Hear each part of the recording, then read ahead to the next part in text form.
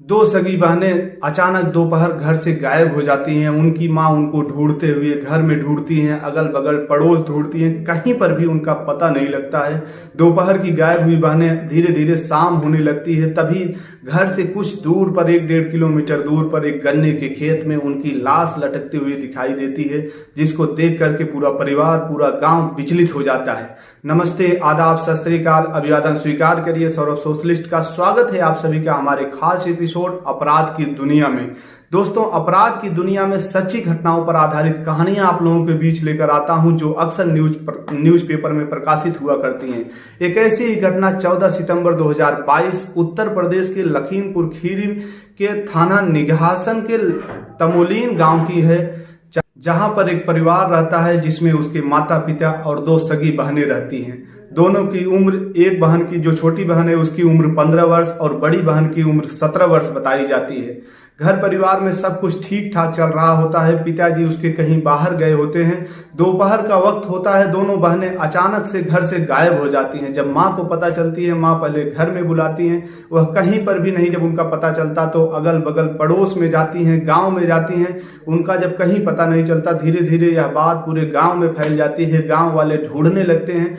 ढूंढते ढूंढते काफी समय, 3-4 घंटे बीत जाते हैं। शाम होने को होता है, 4-5 बजने वाले होते हैं। तभी उसके पिताजी भी घर आ जाते हैं। जब वो ऐसे ऐसे घटनाओं के बारे में जाते हैं तो गांव वाले जिधर ढूंढते हुए गए रहते हैं, उसके पिता भी उसी तरफ चले जाते हैं।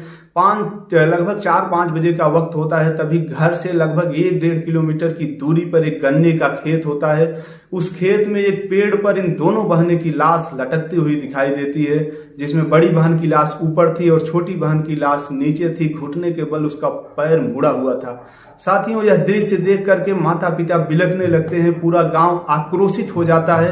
तभी उसी में किसी ने डायल 112 पुलिस को सूचना देती है। मौके पर पुलिस आती है। पुलिस शव को कब्जे में लेकर कहती है कि इन लोगों ने आत्महत्या की है, इनका पोस्टमार्टम कराना है। तभी गांव वाले और परिवार वाले कहते हैं कि अगर किसी को आत्महत्या करना होगा तो घर से 1.5 किलोमीटर दूर क्यों जाएगा। यह आत्महत्या नहीं किया है, इनके साथ गलत हुआ है, इसकी जांच होनी चाहिए। पुलिस हीला हवाली करती है, लेकिन गांव वाले आक्रोशित हो जाते हैं। शव को लेकर के स्थानीय निघासन जो इलाका होता है, चौराहे पर चले जाते हैं और रख करके जाम लगा देते हैं।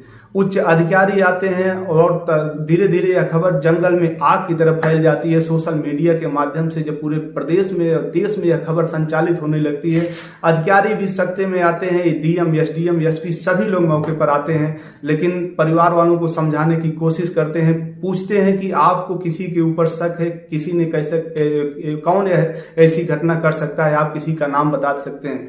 तो उसके पिताजी कहते हैं कि हमारी किसी से कोई दुश्मनी नहीं है। लेकिन तभी गांव का यह व्यक्ति कहता है, सभी लोग तो यहाँ पर हैं प्रदर्शन में, लेकिन यह पड़ोस का ही एक छोटू है जो नहीं दिखाई दे रहा है। कुछ लोगों को उसके ऊपर शक था। पुलिस को जैसे ही थोड़ा सा सुराग मिलता है, वह उसके पिता और परिवार वालों को आश्वस्त पुलिस वाले करते हैं कि आप लोग हम पर भरोसा करिए, शव को पहले पोस्टमार्टम होने दीजिए, उसके बाद ही स्पष्ट पता चलेगा कि इनकी कैसे हत्या की गई है, कितना जास्ती किया गया है।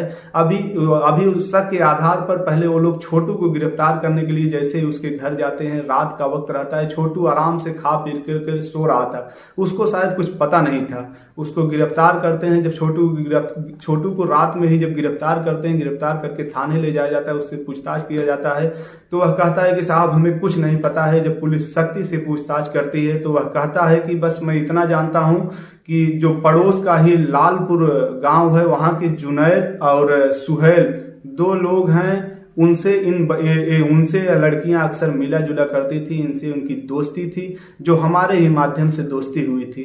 पुलिस जब जुनैद और सुहेल का सुराग पाती है तो रात में ही जुनैद और सुहेल के घर छापा मारती है। तो वह लोग घर पर नहीं, सुहेल तो घर पे मिल जाता है, लेकिन जुनैद का कहीं पता नहीं चलता है। उसके बाद पुलिस सुहेल को गिरफ्तार करती है। जब उससे सख्ती से पूछताछ करती है तो वह सारी बातों को कबूलने लगता है। वह कहता है कि लगभग हम लोग अक्सर मिला जुला करते थे, वो लोग आते थे, मिलजुल कर बातचीत किया करते थे। उस दिन भी जुनैद, सुहेल और एक हमारा दोस्त हफीजुर रहमान था, हम 3 लोग जाते हैं और उन दोनों लोगों को बुलाते हैं। उसके बाद एक गन्ने का खेत रहता है, वहां पर हम दोनों लोग उन लोगों के विपरीत उनसे शारीरिक संबंध बनाते हैं। जब शारीरिक संबंध बनाते हैं तो वह लोग, वो लड़कियां जो होती हैं, दोनों बहनें होती हैं, वह जिद करने लगती हैं कि आप लोगों ने हमारे साथ गलत किया है, आपको हमारे साथ शादी करनी पड़ेगी।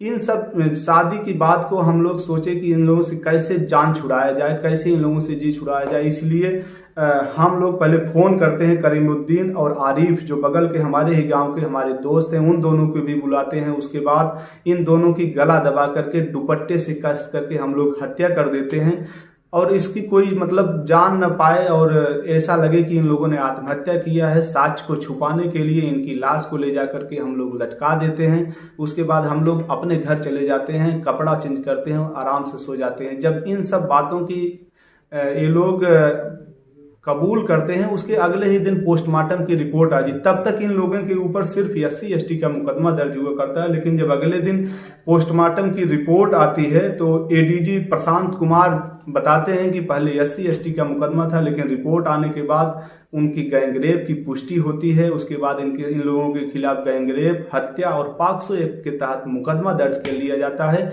इस घटनाक्रम में जो भी 6 आरोपी संलिप्त थे, सबको गिरफ्तार करके संबंधित धाराओं में मुकदमा करके जेल भेज दिया जाता है। साथियों, इस घटनाक्रम को सुनाने का उद्देश्य किसी को परेशान करना नहीं, किसी को विचलित करना नहीं, बस आपको सचेत करना है, आपको जागरूक करना है।